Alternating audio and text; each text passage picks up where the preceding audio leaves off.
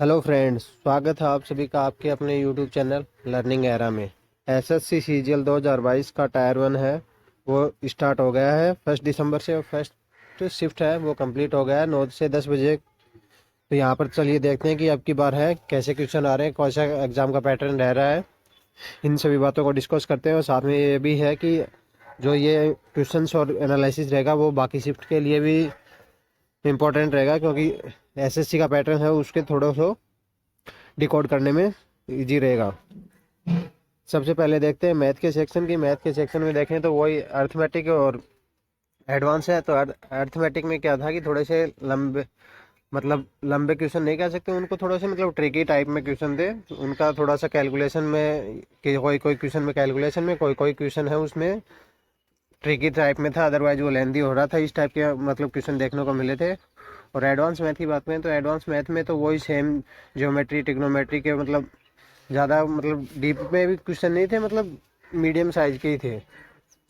ज़्यादा इजी भी नहीं कह सकते, ज़्यादा मीडियम भी नहीं कह सकते, इसी टाइप का पेपर था मैथ का। और डीआई की बात करें तो डीआई तो है वही सेम, एक डीआई पे एक ही क्वेश्चन था, इस तरह से ही क्वेश्चन थे। तो उसमें थोड़ा सा टाइम लग रहा था, क्योंकि उसमें एक दो क्वेश्चन है डीआई के वो ऐसे थे कि उनमें थोड़ा सा कैलकुलेशन ज़्यादा करनी पड़ रही थी और उसके एवज में आपको एक ही क्वेश्चन करने को मिल रहा था। तो इस वजह से ओवरऑल देखें तो मैथ का पेपर है मॉडरेट ही मान सकते हैं। अब बात करते हैं रीजनिंग की। रीजनिंग में अगर वर्बल और नॉन वर्बल की बात करें तो नॉन वर्बल है जो डायग्राम वाली है उसमें कोई इतना ज़्यादा मेजर चेंज नहीं था। वो as it is last year के जैसा ही था, वैसा ही पेपर का लेवल था रीजनिंग में नॉन वर्बल में।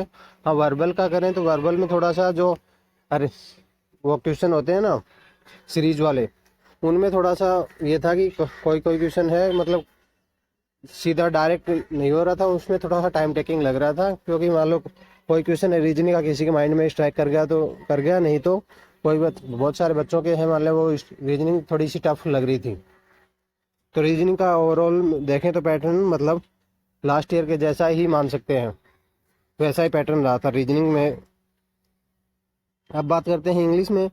इंग्लिश में बात करें तो इंग्लिश में वही था सेम, लास्ट ईयर के जैसा ही आया था। इसमें एक पैसिव वॉइस था, एक नरेशन वाला आ गया। और जो वोकेब की बात करें तो वोकेब है वो प्रीवियस ईयर्स में हमें देखने को मिली थी, वैसी ही प्रीवियस ईयर से ही वोकेब हमें देखने को मिल रही थी। हाँ, एक ही क्वेश्चन था या फिर दो क्वेश्चन थे प्रीवियस ईयर्स के, वो आउट ऑफ प्रीवियस ईयर्स थे वोकेब से। उसके अलावा ग्रामर की बात करें तो ग्रामर से तो क्वेश्चन है डायरेक्ट रूल बेस्ड वाले क्वेश्चन ही हमें देखने को मिल रहे थे ग्रामर से, तो यही था। और कॉम्प्रिहेंशन की बात करें तो कॉम्प्रिहेंशन में वो पीक्यूआरएस था। पीक्यूआरएस में भी थोड़ा सा टाइम टेकिंग था पर बन जा रहा था, टाइम लेने के बाद में जो उसको अंडरस्टैंड कर दोगे। अब बात करते हैं जीके की। जीके में बात करें तो जीके में जो पॉलिटी हिस्ट्री और स्टैटिक जीके की बात करें तो उसमें तो वो लास्ट ईयर के थे वैसे ही क्वेश्चन थे, पर जो मेन जीके में जो डिफ़िकल्टी रही है वो रही है जीके में डिफ़िकल्टी करंट सेक्शन में, करंट और स्टैटिक सेक्शन में। क्या कि करंट और स्टैटिक सेक्शन ये तो है नहीं कि पिछले 5 से 6 महीने का ही था, उससे पिछले वो भी एक एक डेढ़ डेढ़ साल पहले के भी करंट अफेयर आ रहे थे। तो इस वजह से करंट अफेयर में यहाँ पर दिक्कत हो रही थी, क्योंकि यहाँ पर ज़्यादा अटेम्प्ट नहीं हो पा रहे हैं। क्योंकि करंट अफेयर की वजह से 2 2 साल के पहले के करंट अफेयर किसी को भी इतना एकदम सटीक बहुत ही रेयर चांस है याद हो। और ऊपर से static GK, history polity geography physics हैं, इनके भी क्वेश्चन थे, इनके भी ठीक लेवल के क्वेश्चन थे। तो यहाँ पर इस वजह से यहाँ से ऐसा ओवरऑल पैटर्न हमें देखने को मिल रहा है।